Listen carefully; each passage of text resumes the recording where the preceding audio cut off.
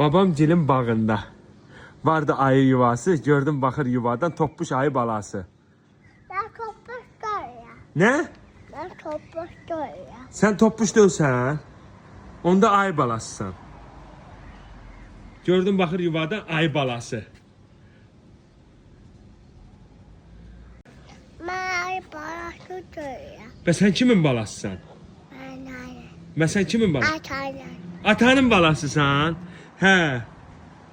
Ben ayı değişim. Sana niye ay değil ha? Demeyeyim. Ve sana ne diyeyim? Ben akım. Mədinə xanım, oy sənə qurban olum.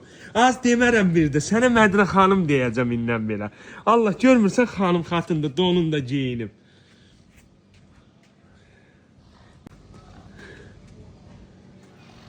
Donunu göstərirsən. Ay Allah, ay Allah. Sevinməyinə bax.